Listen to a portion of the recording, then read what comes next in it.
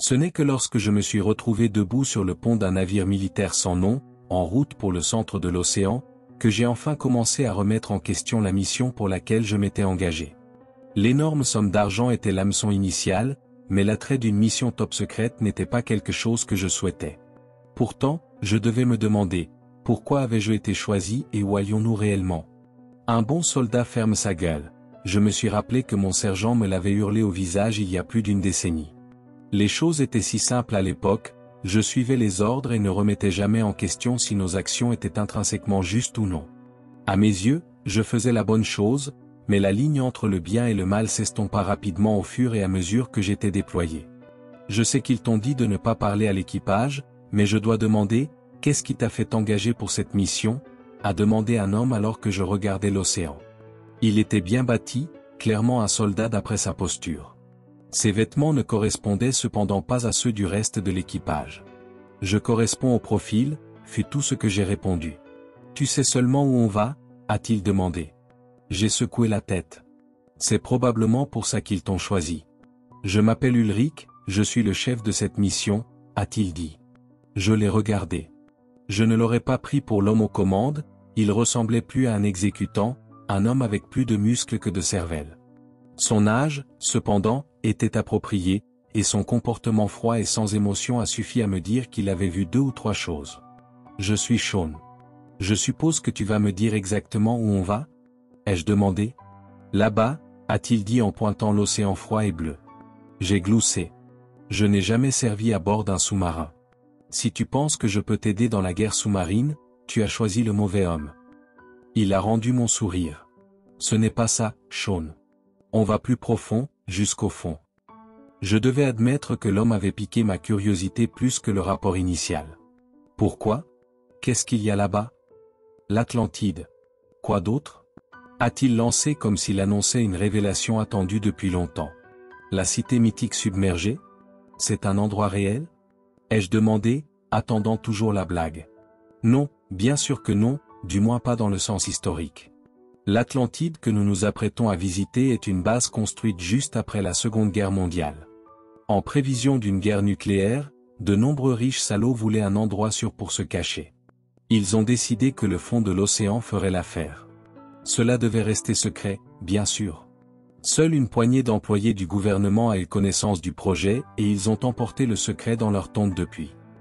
L'expression sur mon visage a dû suffire, car je n'ai pas eu besoin de poser une autre question avant qu'ils ne se mettent à parler. La base est restée secrète jusqu'à ce que des documents refassent surface il y a quelques années. Apparemment, nous avons perdu le contact avec la base dans les années 80, ainsi que toute la science qui a été mise dans la base. Tu peux imaginer le genre de choses qu'il y gardait? Non, ai-je dit. C'est pour ça qu'on y va. Nous allons remettre la station en marche et récupérer autant d'informations que possible. 2 autres hommes se sont joints à nous, tous 2 clairement des militaires. Il s'agissait de Jacob et Benjamin, les ingénieurs de combat qui nous accompagneraient dans la mission.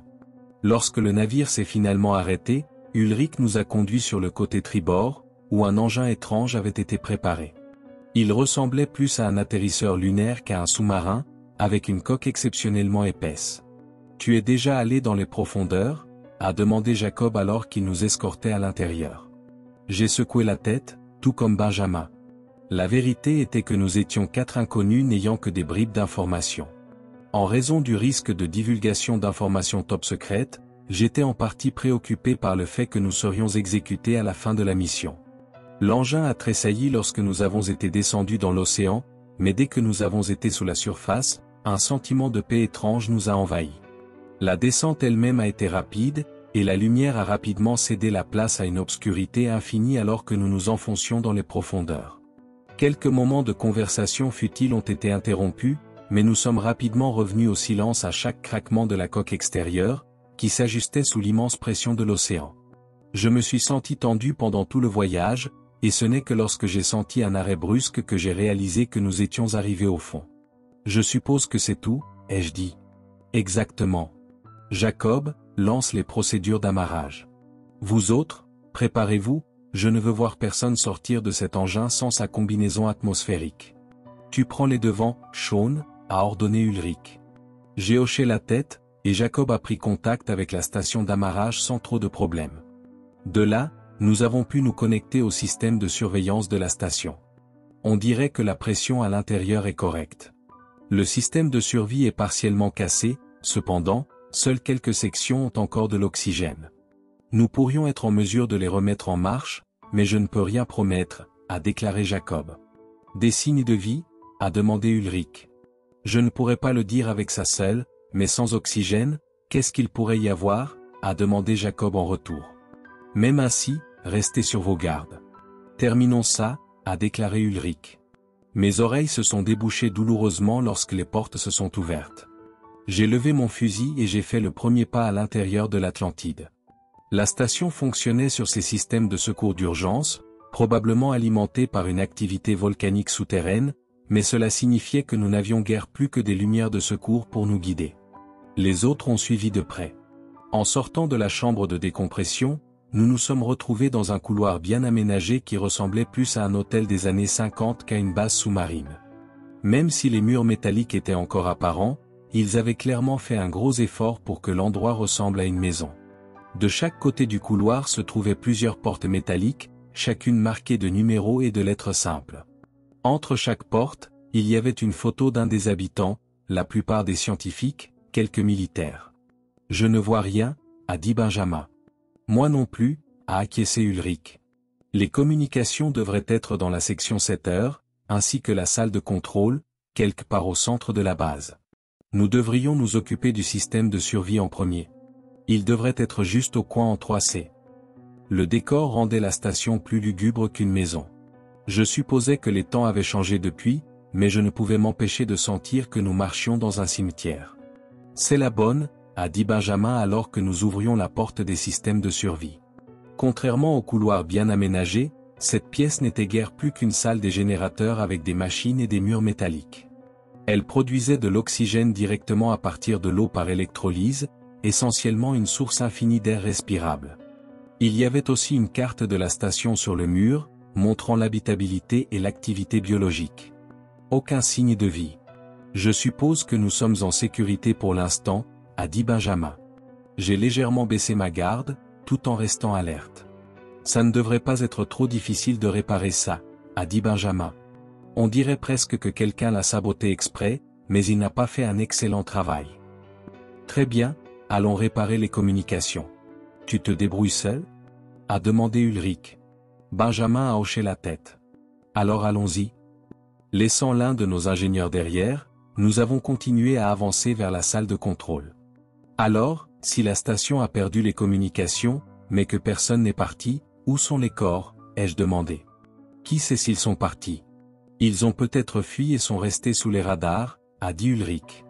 En chemin, j'ai jeté un coup d'œil à l'intérieur de quelques-unes des portes déjà ouvertes.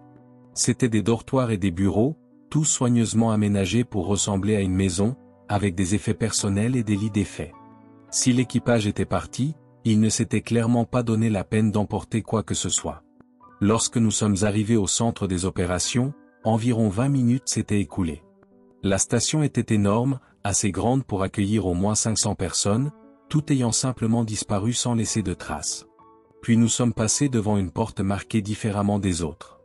Il était écrit Z9, un énorme saut si les pièces étaient marquées par ordre alphabétique. De plus, la pièce était étiquetée comme un laboratoire. On devrait y jeter un œil, ai-je demandé. Plus tard, nous devons réparer les communications et télécharger les données, a ordonné Ulrich. Mais quand nous avons essayé d'avancer vers la salle de contrôle, nous avons rencontré une porte scellée qui avait été soudée. Quelqu'un ne veut vraiment pas que nous passions par ici, a dit Jacob en posant sa boîte à outils. Mais je peux passer, donne-moi juste 10 minutes. Je suppose que nous pourrions vérifier le laboratoire en attendant. Il pourrait y avoir des informations précieuses là-dedans, a dit Ulrich. J'entendais de faibles chuchotements venant de l'extérieur, dans le couloir, que j'attribuais à la femme de ménage ou à un membre plus jeune de la famille qui discutait, mais je n'arrivais jamais à les chasser complètement de mon esprit. Les lumières vacillaient et tout le monde semblait être à bout. Mais nous sommes arrivés à minuit, à ce dernier coup, le groupe a éclaté en applaudissements et en félicitations, moi y compris. On aurait dit que nous venions de refaire surface pour la première fois depuis des décennies. La vie avait un goût frais et tout ce que nous voulions, c'était la vivre. Il y a eu une petite fête de remerciements, mais nous étions tous si fatigués qu'elle n'a pas duré longtemps. Je me suis retiré avant 3 heures du matin et j'ai dormi pour le reste du 31, continuant ma vie aussi normalement que possible à partir de ce jour. Grand-père avait raison. Ma vie a connu un grand succès au fil des ans. J'ai été accepté dans l'école d'art de mon premier choix. Je suis devenu un artiste de renom et des gens du monde entier connaissaient mon travail. Une famille à moi m'a peut-être échappé, mais j'étais un jeune homme heureux de 29 ans, tout compte fait, même si ma partenaire en voulait à mon rituel d'anniversaire. Je ne le lui avais pas encore expliqué et je n'avais pas l'intention de le faire avant longtemps. Les étrangers ne comprenaient jamais vraiment et personne qui n'était pas marié n'était autorisé à être impliqué. J'aimais beaucoup Harriet, mais je n'étais pas prêt à emprunter cette voie de sitôt. Elle a pris congé avec une expression défaite en partant. C'était le 2e de mes anniversaires où elle était impliquée et cela la dérangeait clairement de ne pas pouvoir me satisfaire comme elle le voulait. Je lui ai dit que nous aurions tout le temps après, mais cela n'a pas fait grand-chose pour apaiser ses frustrations. « Tu gardes toujours des secrets, Théo. »« Je n'aime pas ça », a-t-elle soufflé, frustrée de ne pas être admise, ce qui était compréhensible. « Comment pouvons-nous progresser dans notre relation si tu me tiens à distance ? Tu ne m'as même pas parlé de ta mère et ça fait presque 2 ans. » Peut-être que j'aurais aimé le savoir moi-même, mais c'est comme ça, ai-je haussé les épaules. C'était une chose qui faisait mal, mais j'avais eu de nombreuses années pour m'en remettre. Et si jamais nous nous marions, tu sauras tout ce qui se passe, d'accord ? La simple perspective de mentionner le mariage l'a fait sourire et elle a semblé oublier toutes ses frustrations. Elle m'a embrassé et m'a congédié sans y penser à 2 fois. La tenue Thaléa, à ce stade, était en grande partie un mélange de membres anciens et nouveaux. Mes cousins Mitchell, Eric, Sadie, Pippa et Kiefer avaient tous dépassé les 18 ans depuis longtemps et étaient maintenant des vingtenaires à succès, et mes tantes et oncles des années précédentes pouvaient encore venir. Étonnamment, mon grand-père était toujours le patriarche actif. Même à 87 ans, il avait une grande vigueur et a été soulagé de me voir arriver, prêt à entreprendre les festivités et la fête. Maintenant que je faisais cela depuis 12 ans, c'était devenu une routine macabre que nous aimions et détestions à parts égales. Nous mangions, buvions, parlions de la vie et de l'amour. Nous existions et nous nous assurions de chérir ces moments. Puis, lorsque l'horloge a sonné minuit, nous avons pris nos places et ce frisson familier nous a tous envahis. Je ne sais pas ce qui était différent. En y pensant maintenant, quelque chose devait être faux, mais quand vous êtes dans une routine pendant si longtemps, même une routine aussi étrange que la nôtre peut commencer à sembler banale. Nous avons fermé toutes les portes, sommes entrés dans le salon, avons pris nos places et c'est ainsi que cela a commencé. Les 30 premières minutes n'ont pas été un problème, quelques bavardages oisifs ici et là, mais en général, tout le monde se préparait pour la longue journée qui l'attendait. Mon cousin Mick utilisait une balle anti-stress tandis que mon cousin Ralph avait un seul écouteur avec un livre audio sur son téléphone. Choix intelligent. À 12h35, il y a eu un bruit sourd contre la fenêtre. On aurait dit qu'un oiseau avait volé tête baissée contre la vitre, avec l'intention de s'écraser. Nous avons sursauté, mais des années d'expérience nous ont empêchés de tous regarder la fenêtre. Au lieu de cela, Pippa s'est dirigée vers la fenêtre, à l'intérieur de notre champ de vision, et a ouvert les rideaux. Une fenêtre cassée, mais il n'y avait pas d'oiseau. Au loin, nous pouvions voir quelque chose bouger, mais il était impossible de le distinguer sans une inspection plus approfondie, et cela n'était pas possible. Le domaine familial est une terre privée qui borde une vaste zone boisée. Nous ne gouvernons pas cette partie de la terre, au lieu de cela, nous avons de grandes clôtures autour de la propriété qui montrent où commence notre propriété. Alors, pourquoi quelqu'un serait-il volontairement là-bas?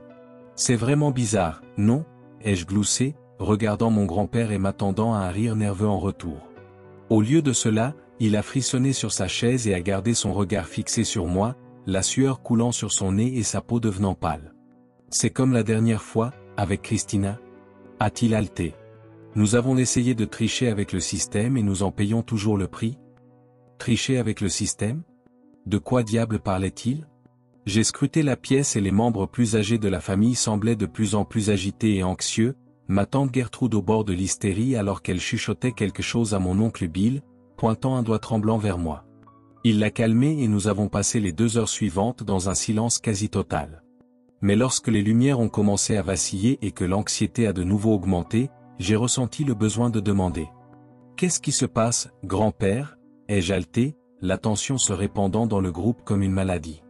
Il a bougé de façon inconfortable, et ma préoccupation n'a fait qu'augmenter. Si tu ne me le dis pas maintenant, je sors de ce bâtiment et la tradition est terminée. Il a immédiatement sauté de sa chaise, les yeux écarquillés et sauvages. Non, absolument pas. Nous n'avons pas besoin de plus de souffrance et de mort dans cette famille. La pièce s'est refroidie et mon sang avec. Mort? Maman est morte? La douleur pure de ces mots sortant de mon corps comme si l'air même m'avait été arraché des poumons par la force. Il s'est effondré de nouveau sur sa chaise, vaincu. Le contrat n'a jamais initialement stipulé que nous devions tous nous réunir. L'astuce établie était de le faire un jour qui en tenait au moins un de nous à l'écart. Nous avions des obstacles de vie ou de travail qui assuraient qu'au moins l'un de nous ne pouvait pas y assister chaque année, remplissant ainsi sa part de l'accord. Nous avons donc décidé d'en faire un rite d'initiation obligatoire pour la famille, tes anniversaires et ceux de ta mère, devenant la chance que nous avons eue. Pendant si longtemps, nous avons réussi à maintenir la paix et la tranquillité. Sa lèvre a tremblé, et les lumières ont de nouveau vacillé, mais toutes les dettes doivent être payées, surtout avec eux. En un bref instant, pendant une fraction de seconde, j'ai vu quelque chose se tenir au milieu de notre salon. Il dominait sur nous tous, courbé avec une tête bulbeuse contre le plafond, des yeux rouges fixés sur moi. S'il avait une bouche, je ne pouvais pas la voir. Il a levé un doigt tordu vers son visage comme pour me faire taire avant que les lumières ne se rallument. Si grand-père ou quelqu'un d'autre l'a vu, ils ne l'ont pas reconnu. J'ai fait de mon mieux pour garder mon sang-froid et poser une question pour garder ma concentration. Que sont-ils? Ai-je réussi à balbutier, espérant qu'il y ait une sorte d'explication pour ce que j'avais vu. Peut-être une vieille légende à laquelle je pouvais les associer pour donner un sens à tout cela. Mais grand-père m'a seulement regardé, une seule larme coulant sur son visage alors que le fier patriarche de notre famille montrait une véritable terreur pour la première fois de ma vie. Je ne sais pas. Personne ne le sait. Ils se sont montrés à notre ancêtre, ton homonyme, il y a très longtemps. Il a dit à l'époque qu'ils étaient un spectre d'en dessous de la terre. Sa femme a insisté sur le fait qu'ils venaient des étoiles. Son fils était convaincu qu'ils étaient une ancienne légende celtique oubliée par le temps. Mais personne ne l'a jamais su. Mais nous savons une chose, Théo. Toute la famille s'est unie, se tenant la main et fredonnant doucement en me fixant, essayant de combattre la peur, quand nous rompons le contact visuel, quand nous ne remplissons pas notre part de l'accord, de mauvaises choses se produisent. J'ai entendu d'autres chuchotements à l'extérieur, les sons des murs frappés et quelque chose d'invisible et de gigantesque qui grondait dans la maison. Il essayait d'attirer notre attention. C'est ce qui est arrivé à maman? Quelqu'un dans cette pièce n'a pas rempli sa part de l'accord? J'ai senti une rage brûlante et une douleur se frayer un chemin, aggravée par le fait d'être dérangé le jour même de mon anniversaire. J'ai regardé autour de moi et mes yeux se sont posés sur ma tante Gertrude, la plus nerveuse de tous. Elle était ma dernière tante et la sœur aînée de Christina. Que as-tu fait, tante? Elle a pincé les lèvres et je pouvais voir les veines de sa tante battre, essayant désespérément de garder son calme. Mais les bruits étaient implacables et personne dans la pièce n'essayait de la calmer, comme s'il savait que cela devait arriver. J'ai toujours eu du ressentiment envers ta mère, Théodore. Elle était jolie, confiante, jeune et pleine d'énergie. Elle a toujours obtenu la reconnaissance de papa, l'amour qu'elle voulait et la vie qu'elle cherchait. Je n'ai jamais été satisfaite de ce que j'avais, et j'ai pensé que si elle partait, peut-être que cette bonne fortune brillerait sur moi? Alors j'ai pris des somnifères et je me suis évanoui. Le regard semblait malveillant, en colère, plein de rancune et avec une touche de regret. Je n'ai pas de mauvaises intentions envers toi, Théodore. Mais si cela signifiait que je pouvais vivre la vie que j'ai maintenant, je le referais. Salope, on dit Pippa et Sadie sur les côtés. Elles aimaient toutes les deux beaucoup leur tante Christina. Vous le saviez tous, hein? Vous ne lui avez jamais dit? Aviez-vous même l'intention de le faire? Kiefer a craché sur le sol avec dégoût. Cette famille devrait brûler. J'ai senti ma tête gonfler, un cocktail d'émotions avec les tentatives invisibles de nous distraire. Grand-père a pris mes épaules avec les deux mains et m'a regardé, avec le sourire le plus triste que j'ai jamais vu sur le visage d'une personne. J'ai laissé la plus intelligente et la plus talentueuse de mes filles partir pour la tradition. Sois assuré que je ne le ferai pas à toi. Nous avons vu assez de morts et assez de pertes dans cette famille. Avant la naissance de ta mère, nous voyons 2 douzaines des nôtres disparaître dans la même quantité d'années. Elle nous a stabilisés, tu as continué cela. Mais te le cacher a été la mauvaise décision, surtout à ton âge. Il m'a lâché, reculant vers la porte du salon. Alors, si tu veux partir, affronter tout ce que cela nous apporte, te venger de nous, nous ne t'arrêterons pas. La famille a murmuré, mais n'a pas protesté. Gertrude sanglotait silencieusement. Comment savoir qu'il ne me prendra pas? Mes jambes ont tremblé alors que je me levais, il était à peine 3 heures du matin à ce moment-là, nous avions beaucoup de temps devant nous. Tu ne le sais pas. Mais cela fait partie du fait que tu prends la décision, au lieu de nous. Peut-être que si c'est toi qui pars, il nous punira à la place?